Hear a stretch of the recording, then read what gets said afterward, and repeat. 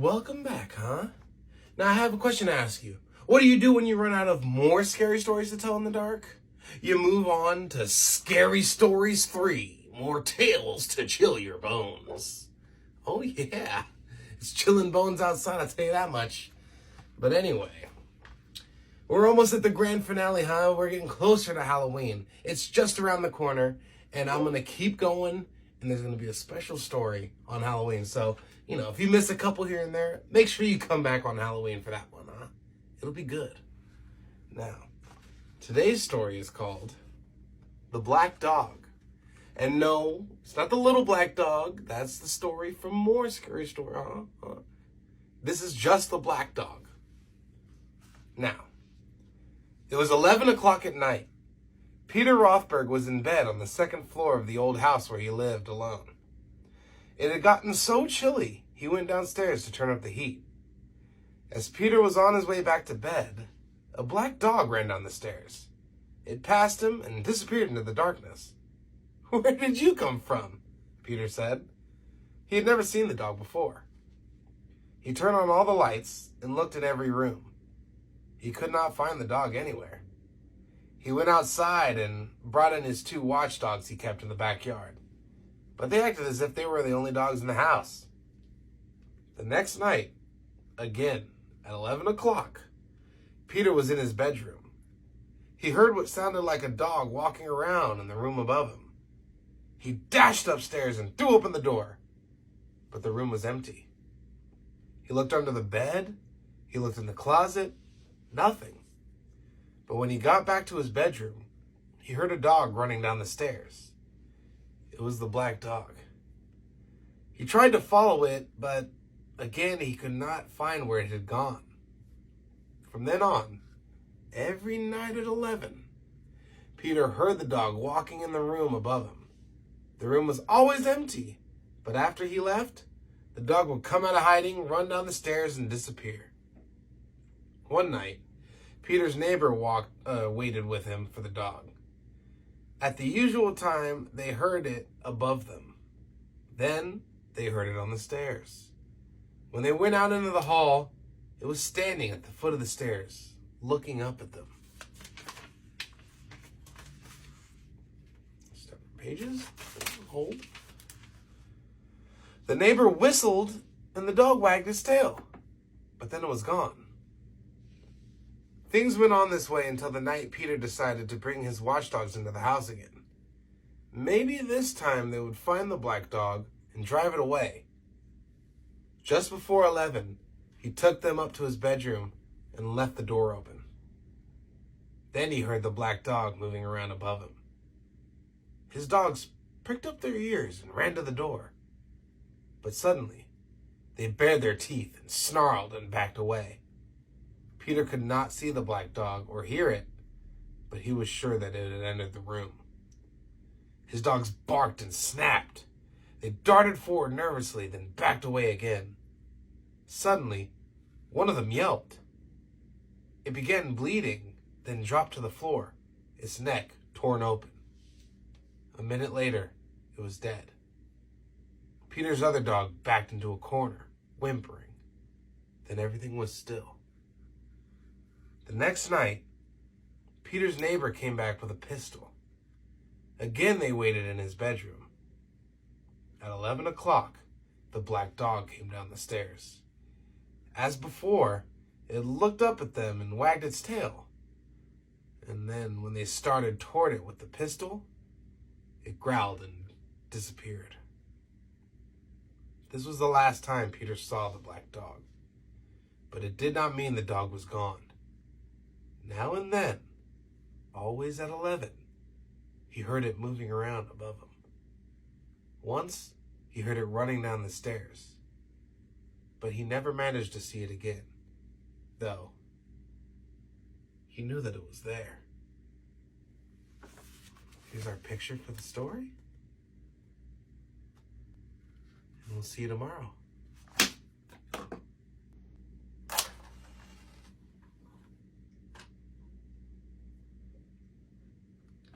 Welcome back. Another night closer to Halloween. And tonight, we have a fright that just might Get you there, huh? Yeah. It's a story called The Dead Hand. There was a village huddled on the edge of a vast swamp. As far as one could see, there were soggy meadows, holes filled with black water, and glistening sheets of wet, spongy peat. Skeletons of giant trees, snags the people called them, rose up out of the muck, their dead branches reaching out like long, twisted arms. During the day, the men in the village cut the peat and hauled it home to dry and sell for fuel. But when the sun went down and the wind, sighing and moaning, came in from the sea, the men were quick to leave. Strange creatures took over the swamp at night, and some even came into the village. That's what everyone said. People were so afraid they would not go out alone after dark. Now, young Tom Patterson was the only person in the village who did not believe in these creatures. On his way home from work, he'd whisper to his friends, "There's one!" And they would jump and run, and Tom would laugh and laugh. Finally, some of his friends turned on him. "If you know so much," they said, "go back into the swamp some night and see what comes of it." "I'll do it," said Tom. "I work out there every day. Not once have I ever seen anything to frighten me. Why should it be different at night? Tomorrow night, I'll take my lantern and walk out to the willow snag. If I get scared and run, I'll never make fun of you again." The next night, the men went to Tom Patterson's house to see him on his way. Thick clouds covered the moon. It was the blackest of nights. When they arrived, Tom's mother was pleading with him not to go. "I'll be all right," he said. "There's nothing to be afraid of. Don't be foolish like the rest." He took his lantern and, singing to himself, headed down the spongy path toward the willow snag. Some of the young men wondered if Tom wasn't right. Maybe they were afraid of things that did not exist. A few decided to follow him and see for themselves, but they stayed far behind in case he ran into trouble. They were sure they saw dark shapes moving about, but Tom's lantern kept bobbing up and down, and Tom's songs kept floating back to them, and nothing happened. Finally, they caught sight of the willow snag. There was Tom, standing in a circle of light, looking this way and that, and all of a sudden, the wind blew out his lantern, and Tom stopped singing. The men stood stock still in the blackness, waiting for something awful to happen. The clouds shifted, and the moon came out. There was Tom again, only now he had his back pushed up against the willow snag, and he had his arms out in front of him, as if he were fighting something off. From where the men stood, it looked like dark shapes were swirling in around him. Then the clouds covered the moon again. Once more, it was as black as pitch. When the moon came out again, Tom was hanging on to the willow snag with one arm. His other arm was stretched out in front of him, as if something was pulling it. It looked to the men as if it was a rotting, moldy hand with no arm, a dead hand, had grabbed Tom's hand. With one final wrench, whatever had hold of Tom jerked him into the muck. That's what the men said. When the clouds blotted out the moon once more, the men turned and ran into the darkness toward the village. Again and again they lost the path and fell into the muck and the water holes, but in the end, they crawled back on their hands and knees, and Tom was not with them. In the morning, the people searched everywhere for Tom, but finally, they gave him up for lost. A few weeks later, toward evening, the villagers heard a cry. It was Tom's mother. She was rushing down the path from the swamp, shouting and waving. When she was sure the villagers had spotted her, she turned and ran back off after her. They found the young Tom Pattison by the willow snag, groaning and gibbering as if he had lost his mind. He kept pointing with one hand at something only he could see. Where the other hand would have been, there was nothing but a ragged stump, oozing blood.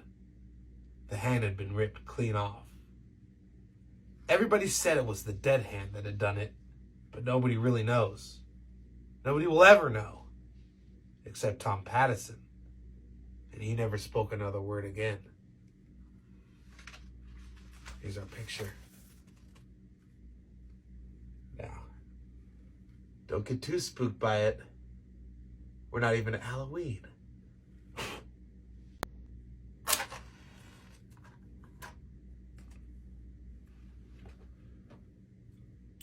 Welcome back. Only a couple more nights till Halloween. Are you getting excited? Are you still being safe out there? I certainly hope so. Wouldn't want you to get hurt before the big night. Today's story is called Such Things Happen. We got a little tiny picture just to get us started. You know, get your scariness going, right? Are the goosebumps starting? Well, we'll see. When Bill Nelson's cow stopped giving milk, he called the veterinarian. "There's nothing wrong with that cow," the vet said.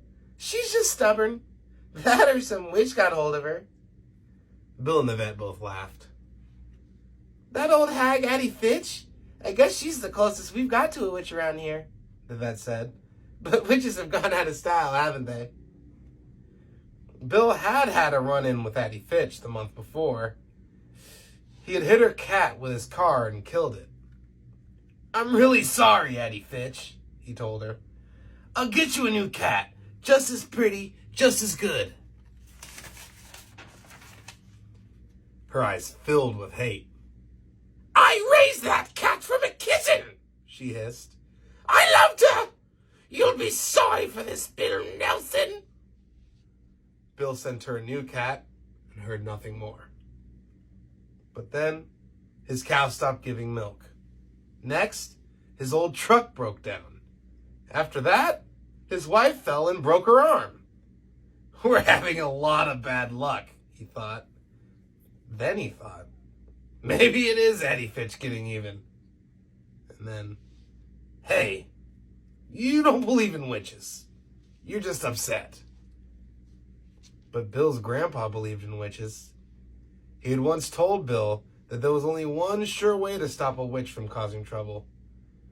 "You find an old black walnut tree," he said, "and you draw her picture on it.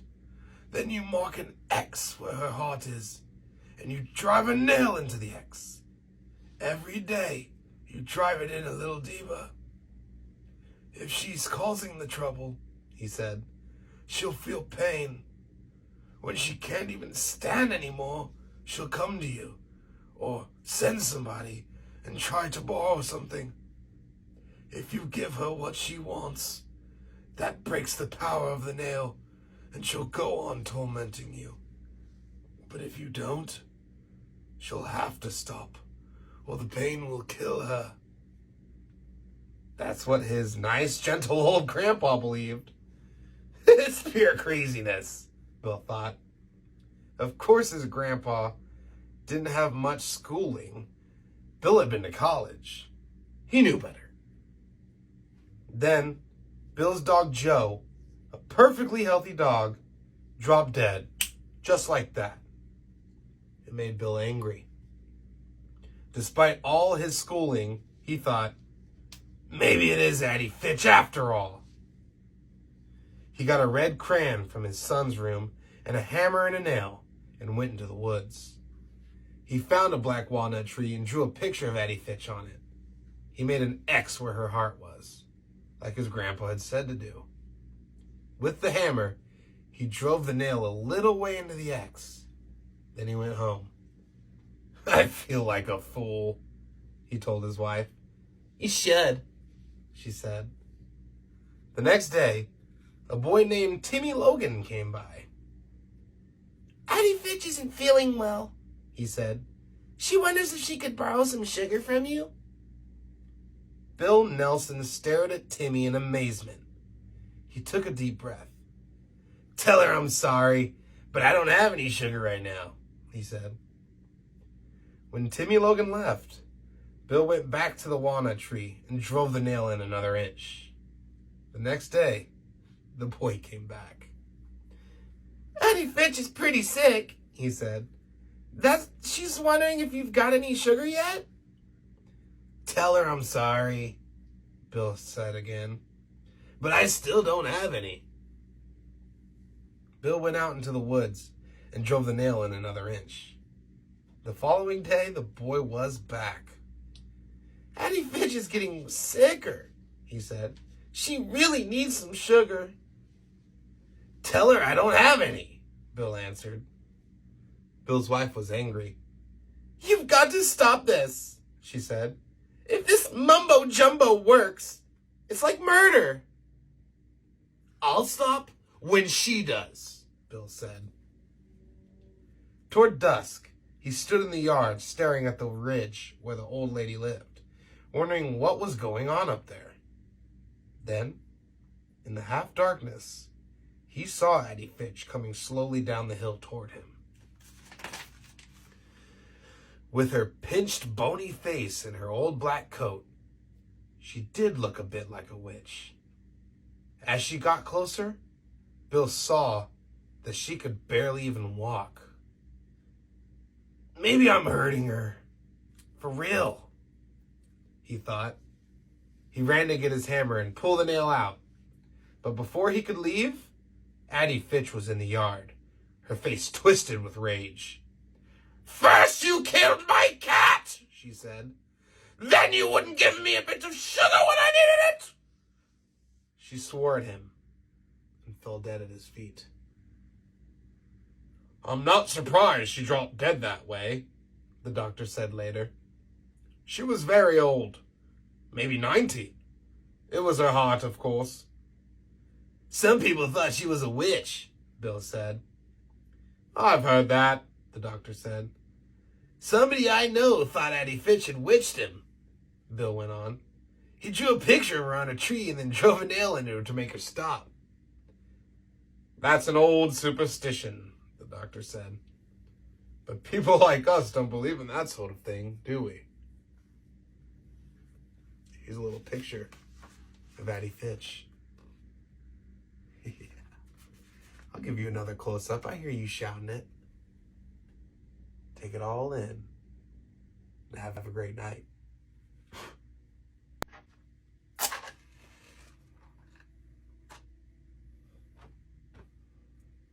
Welcome back. Yes, here we are on the penultimate night. Remember I taught you that word? You don't remember? You probably didn't see the episode. But I will tell you this.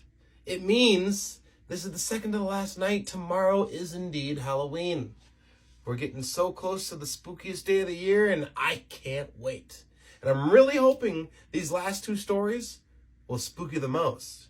Why don't you go ahead and leave a comment and tell me which ones you like the most? Right there in the comment section. Go for it. Today's story is called The Wolf Girl. And we're starting off with another little picture. Just to get your, get your bumps goosing. Oh yeah. Little cabin in the middle of nowhere. Let's see what's going on. If you travel northeast into the desert from Del Rio, Texas, eventually you will come to Devil's River. In the 1830s, a trapper named John Dent and his wife Molly settled where Dry Creek runs into Devil's River. Dent was after beaver, which were plentiful there. He and Molly built a cabin from brush, and near it, they put up an arbor to keep them shade. Molly Dent became pregnant. When she was ready to have their child, John Dent raced on horseback to their nearest neighbors, several miles away. My wife is having a baby, he said to the man and his wife. Can you help us? They agreed to come at once. As they got ready to leave, a violent storm came up and a bolt of lightning struck and killed John Dent. The man and his wife managed to find his cabin, but did not arrive until the next day. By then, Molly Dent was dead too. It looked as if she had given birth before she died, but the neighbors could not find the baby. Since there were wolf tracks all around the cabin, they decided the wolves had eaten it. They buried Molly Dent and left. A number of years later, after she died, people began to tell a strange tale. Some swore it was a true story. Others said it never could have happened. The story begins in a small settlement a dozen miles from Molly Dent's grave. Early one morning, a pack of wolves raced in from the desert and killed some goats. Such attacks were not unusual in these days, but a boy thought he had seen a naked young girl with long blonde hair running with the wolves. A year or two later, a woman came upon some wolves eating a goat they had just killed. Eating the goat with them, she claimed, was a naked young girl with long blonde hair. When the wolves and the girl saw her, they fled. The woman said that at first the girl ran on all fours. Then she stood and ran like a human, as swift as the wolves. People started wondering if this wolf girl was Molly Dent's daughter. Had a mother wolf carried her off the day she was born and raised her with her pups? If so, by now she would be 10 or 11 years old. As the story is told, some men began to look for the girl. They searched along the riverbanks and in the desert and in its canyons. And one day, it is said, they found her, walking in a canyon with a wolf at her side. When the wolf ran off, the girl hid in an opening in one of the canyon walls. When the men tried to capture her, she fought back, biting and scratching like an enraged animal. When they finally subdued her, she began screaming like a frightened young girl and howling like a frightened young wolf. Her captors bound her with rope, put her across a horse, and took her to a small ranch house in the desert. They would turn her over to the sheriff the next day, they decided. They placed her in an empty room and untied her. Terror-stricken, she hid in the shadows. They left her and locked the door. Soon, she was screaming and howling again. The men thought they would go mad listening to her, but at last she stopped. When night fell, wolves began howling in the distance. People say that each time they stopped, the girl howled in reply. As the story goes, the cries of wolves came from every direction and got closer and closer. Suddenly, as if a signal had been given, wolves attacked the horses and other livestock. The men rushed into the darkness, firing their guns. High up on the wall, in the room where they had left the girl, was a small window. A plank was nailed across it. She pulled the plank off, crawled through the window, and disappeared. Years passed with no word of the girl. Then one day, some men on horseback came around a bend in the Rio Grande, not far from Devil's River. They claimed they saw a young woman with long blonde hair feeding 2 wolf pups. When she saw the men, she snatched up the pups and ran into the brush. They rode after her, but she quickly left them behind. They searched and searched, but found no trace of her. And that is the last we know of the wolf girl. It is there in the desert, near the Rio Grande, that this story ends. And oh yeah, we got one more picture for you. Buckle up for this one.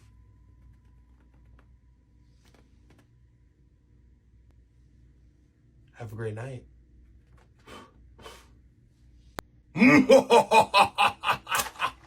It's Halloween night. We finally arrived at the spookiest day of the season, and I'm hoping this last story will really tickle your pickle, huh? Will it be a trick? Will it be a treat? Ain't it neat to find out? Today's story is called Maybe You Will Remember. As in, maybe you'll remember to like and subscribe and follow. Anyway, I'll stop with that. Mrs. Gibbs and her 16-year-old daughter, Rosemary, arrived in Paris on a hot morning in July. They had been on a vacation and now were returning home, but Mrs. Gibbs did not feel well, so they decided to rest in Paris for a few days before going on. The city was crowded with tourists, but still, they found a place to stay at a good hotel. They had a lovely room overlooking a park. It had yellow walls, a blue carpet, and white furniture. As soon as they unpacked, Mrs. Gibbs went to bed. She looked so pale that Rosemary asked to have the hotel's doctor examine her, but Rosemary did not speak much French. Fortunately, the doctor spoke English. He took one look at Mrs. Gibbs and said, "Your mother is too sick to travel. Tomorrow, I will move her to a hospital, but she needs a certain medicine. If you go to my home for it, it will save time." The doctor said he did not have a telephone right now. So, instead, he would give Rosemary a note for his wife. The hotel manager put Rosemary in a taxi and, in French, told the driver how to find the doctor's house. "It will only take a little while," he told her, "and the taxi will bring you back." But as the driver slowly drove up one street and down another, it seemed to take forever. At one point, Rosemary was sure they had gone down the same street twice. It took almost as long for the doctor's wife to answer the door, then get the medicine ready. As Rosemary sat on a bench in the empty waiting room, she kept thinking, "Why can't you hurry? Please hurry." Then she heard a telephone ring somewhere in the house. But the doctor had told her he didn't have a telephone right now. What was going on? They drove back as slowly as they had come, crawling up one street and down another. Rosemary sat in the back seat, filled with dread. Her mother's medicine clutched in her hand. Why was everything taking so long? She was sure the taxi driver was going in the wrong direction. "Are you going to the right hotel?" she asked. He didn't answer. She asked again, but still he didn't reply. When he stopped for a traffic light, she threw open the door and ran from the cab. She stopped a woman on the street, but the woman did not speak English. She knew someone who did, though. Rosemary was right. They had been driving in the wrong direction. When she finally got back to the hotel, it was nearly evening. She went up to the desk clerk who had given them their room. "I'm Rosemary Gibbs," she said. "My mother and I are in room 505. May I please have the key?" The clerk looked at her closely. "You must be mistaken," he said. "There is no guest in that room. Are you sure you are in the right hotel?" He turned to help someone else, and she waited while he finished. "You gave us that room yourself when we arrived this morning," she said. "How could you forget?" He stared at her as if she had lost her mind. "You must be mistaken," he said. "I have never seen you before. Are you sure you're in the right hotel?" She asked to see the registration card they had filled out when they arrived. "It's June and Rosemary Gibbs," she said. The clerk looked in the file. "We have no card for you," he said. "You must be in the wrong hotel." "The hotel doctor will know me," Rosemary replied. "He examined my mother when we arrived. He sent for medicine she needs. I want to see him." The doctor came downstairs. "Here's the medicine for my mother," Rosemary said, holding it out to him. "Your wife gave it to me." "I've never seen you before," he said. "You must be in the wrong hotel." She asked for the hotel manager, who had put her in the taxi. Surely he would remember her. "You must be in the wrong hotel," he said. "Let me give you a room where you can rest. Then maybe you will remember where you and your mother are staying." "I want to see our room," Rosemary said, raising her voice. "It's room 505. But it was nothing like the room she remembered. It had a double bed, not twin beds. The furniture was black, not white. The carpet was green, not blue. There was someone else's clothing in the closet. The room she knew had vanished. and so would her mother. "This is not the room," she said. "Where is my mother? What have you done with her?" "You are in the wrong hotel," the manager said patiently, as if he were speaking to a young child. Rosemary asked to see the police. "My mother, our things, the room, they have all disappeared," she told them. "Are you sure you're in the right hotel?" they asked. She went to the embassy for help. "Are you sure it's the right hotel?" they asked. Rosemary thought she was losing her mind. "Why don't you rest here for a while?" they said. "Then maybe you'll remember." Now, this is where things get interesting, because not only do I have a nice little picture to show you of room 505, but since it's Halloween night, I think we can continue this a little further. It says right here, but Rosemary's problem was not her memory. It was what she did not know. See page 102. Well, forbid me from trying to get to the bottom of this, huh? Ooh, and we have another picture to show you at the end, so hang in there. How the story ends. What happened to Rosemary's mother? When the doctor saw Mrs. Gibbs, he knew at once that she was about to die. She had a form of the plague, a dread disease that killed quickly and caused frightening epidemics. If the word got out that a woman had died of the plague in the heart of Paris, there would be a panic. People in the hotel and everywhere would rush to escape. The doctor knew what the hotel's owners expected. He was to keep the case a secret. Otherwise, they would lose lots of money. To get Rosemary out of the way, the doctor sent her to the other side of Paris for some worthless medicine. As he expected, Mrs. Gibbs died soon after she left. Her body was smuggled out of the hotel to a cemetery where it was buried.